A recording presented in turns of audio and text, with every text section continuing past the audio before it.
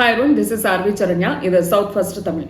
காங்கிரஸ் நம்மளோட இணையும் அப்படின்னு காத்திருந்த தாவேகாவுக்கு அதுக்கான வாய்ப்பே இல்லை அப்படின்னு சொல்லி காங்கிரஸ் கதவை மூடினதுனால யாருடன் கூட்டணி அப்படிங்கிற தவிப்புல இருக்கு தாவேகா.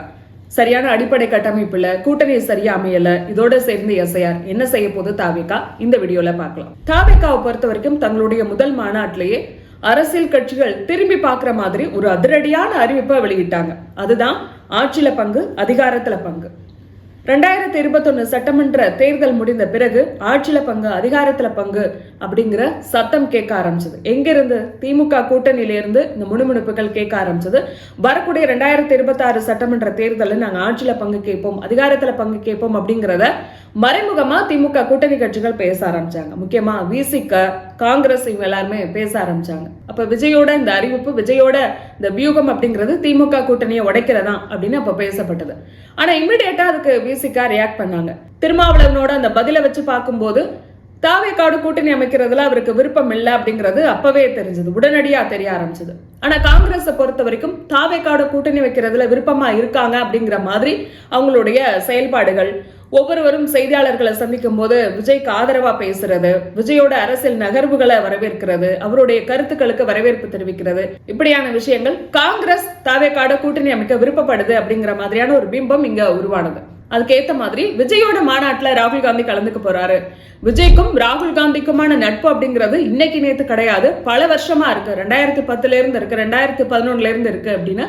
அப்ப இரண்டு பேரும் சந்தித்த அந்த நிகழ்வுகளை எல்லாம் எடுத்து காட்டி காங்கிரஸ் தாவேகாவோட கூட்டணி அமைக்கலாம் இப்படி எல்லாம் தாவேகா ஆதரவாளர்கள் பேச ஆரம்பிச்சாங்க. ஆனா பிரசாந்த் கிஷோர் தான் விஜயோட மேடையேறினாரே தவிர ராகுல் காந்தி தரப்புல அப்படி எந்த ஒரு சிக்னலும் இல்ல. அடுத்ததான் என்டிஏ கூட்டணியில இருந்து ஓபிஎஸ் வெளியில வராரு, அதுக்கு அடுத்து டிடிவி தினகரன் வெளியில வராரு. இவங்க எல்லாரும் தாவேகாவோட கூட்டணி அமைக்கலாம் அப்படிங்கிற பேச்சுக்கள் கிளம்புது. முக்கியமா ஓபி ரவீந்திரநாத் அதுக்கான முயற்சியில இருக்காரு, விஜய சந்திக்கிறதுக்கான முயற்சியில ஓபிஎஸ் தரப்பு இருக்கு அப்படின்னு சொல்லப்பட்டது. ஆனா எந்த சந்திப்பும் நடக்கல. அதுக்கு அடுத்ததான் டிடிவி தினகரன் தாவேகாவோட கைகோர்க்க போறாரு, இப்படியான செய்திகளும் வர ஆரம்பிச்சது. இந்த செய்தியாளர்கள் சந்திப்புல டிடிவி தினகரன்ட்டே கேட்டாங்க, நீங்க தாவேகாவோட கூட்டணி அமைக்க போறீங்களா அப்படின்னு சொல்லி. அவர் விஜயோட தலைமையை ஏற்கிறதுல எனக்கு எந்த விதமான தயக்கமும் கிடையாது, தேர்தல் நெருங்கக்கூடிய நிலையில புதிய கூட்டணி அமையலாம், எங்களுக்கு நிறைய ஆப்ஷன் இருக்கு அப்படிலாம் பேசினார். அப்ப தாவேகாவோட டிடிவி தினகரன் கூட்டணி அமைக்க போறாரு அப்படின்னு சொல்லப்பட்டது. அப்படி ஒரு எதிர்பார்ப்பும் இருந்தது.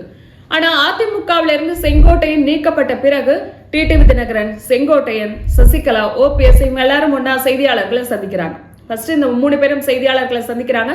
அடுத்ததா சசிகலா தனியா செய்தியாளர்களை சந்திக்கிறாரு. இவங்க 4 பேரும் சொன்ன ஒரு முக்கியமான விஷயம், வரக்கூடிய 2026 சட்டமன்ற தேர்தல்ல அதிமுகவை மீட்டெடுப்போம், அதுக்கு நாங்க கூட்டணியா செயல்படுவோம் அப்படின்னு சொல்றாங்க.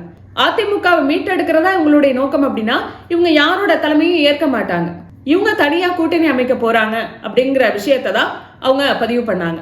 அப்போ ஓபிஎஸும் டிடிவி தினகரனும் விஜய் கிட்ட இருந்து எந்த சிக்னலும் கிடைக்காத நிலையில இவங்க தனியா கூட்டணி அமைக்க போறாங்க, ஒரு முக்குளத்தோர் கூட்டணியா கூட இது இருக்கலாம் அப்படிங்கிற தகவல்களும் அடுத்தடுத்து வர ஆரம்பிச்சது.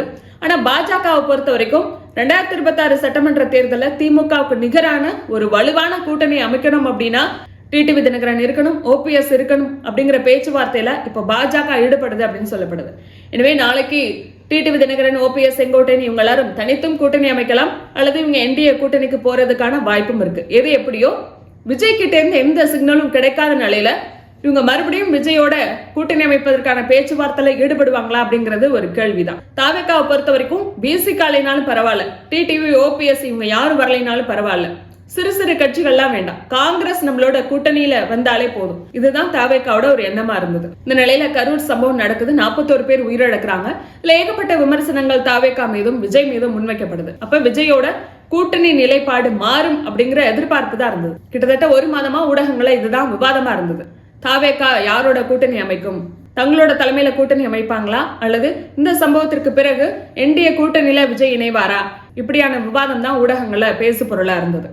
அதிமுகவுக்கும் அப்படியான ஒரு எதிர்பார்ப்பு இருந்தது. இந்த கரூர் சம்பவத்திற்கு பிறகு விஜய்க்கு ஏகப்பட்ட நெருக்கடிகள் இருக்கிறதுனால, ஆளுங்கட்சி அவருக்கு நெருக்கடி கொடுக்கிறதுனால இந்த சம்பவத்திற்கு பிறகு அவர் தன்னோட தலைமையில கூட்டணி அமைக்க மாட்டாரு, நிச்சயமா ஒரு பெரிய கட்சியோட தான் கூட்டணி அமைப்பாரு, குறிப்பா நம்மளோட கூட்டணிக்கு வருவாரு அப்படிங்கறதா அதிமுகவோட ஒரு எதிர்பார்ப்பா இருந்தது.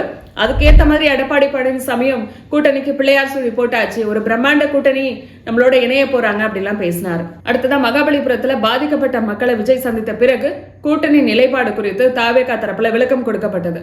நாங்க கரூர் சம்பவத்திற்கு முன்னாடி எது போன்ற ஒரு நிலைப்பாட்டுல இருந்தோமோ அதே நிலைப்பாட்டுல தான் இப்பவும் இருக்கும். கூட்டணி நிலைப்பாட்டுல எந்த மாற்றமும் கிடையாது.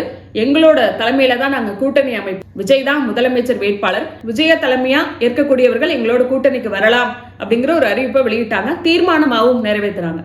அப்ப அதிமுக தாவேகா கூட்டணி அமைய வாய்ப்பு இல்லை அப்படிங்கறது அப்பவே தெரிஞ்சிருச்சு. இந்த கரூர் விவகாரத்துல காங்கிரஸ்ல இருக்கக்கூடிய முக்கிய நிர்வாகிகள் விஜய்க்கு ஆதரவாகவும் கருத்து சொன்னாங்க. இது வெறும் ஆதரவு நிலைப்பாடா மட்டும் இல்லாம தாவேகாவோட கூட்டணி அமைக்கணும் அப்படிங்கிற தங்களோட விருப்பத்தை மறைமுகமா சொல்ல ஆரம்பிச்சாங்க. இந்த நிலையில பீகார் சட்டமன்ற தேர்தலை படுதோல்வி அடைந்த காங்கிரஸ் தமிழகத்துல கூட்டணி மாற்று அப்படிங்கிற ஒரு ரிஸ்கான முடிவு எடுக்குமா அப்படிங்கிற கேள்வி எழுப்பப்பட்டிருக்கு. திமுக வேண்டாம், தாவேகா போதும் அப்படின்னு நினைக்கக்கூடிய அளவுக்கான ஒரு நம்பிக்கையை விஜய் எந்த இடத்துலயும் காங்கிரஸ்க்கு கொடுக்கல, காங்கிரஸ் மேலிடத்துக்கு கொடுக்கல. இப்ப வரைக்கும் தாவேகாவையும் திமுகவையும் கம்பேர் பண்ணும்போது எல்லா விதத்திலையும் காங்கிரஸோட இணக்கமா போகக்கூடிய ஒரு கட்சியா, தேசிய அளவுல பாஜகவை காங்கிரஸோட சேர்ந்து எதிர்க்கக்கூடிய ஒரு கட்சியா, காங்கிரஸ்க்கு ரொம்ப சப்போர்ட் பண்ணக்கூடிய ஒரு கட்சியா, இந்தியா கூட்டணியில காங்கிரஸ்க்கு பக்கபலமா இருக்கக்கூடிய கட்சியா இருக்கிறது திமுக தான், தாவேகா கிடையாது. இப்ப தாவேகா எந்த விதத்திலையும் காங்கிரஸ்க்கு ஒரு நம்பிக்கையை கொடுக்கல. எங்களுக்கு இவ்வளவு வாக்கு வங்கி இருக்கு, எங்களுக்கு இவ்வளவு பலம் இருக்கு அப்படியான எந்த நம்பிக்கையும் தாவேகா கொடுக்கல. ஏன்னா தாவேகாவுக்கே தங்களுடைய பலம் என்ன அப்படிங்கிறது தெரியாது. தேர்தல் முடிந்த பிறகு, தேர்தல் முடிவுகள்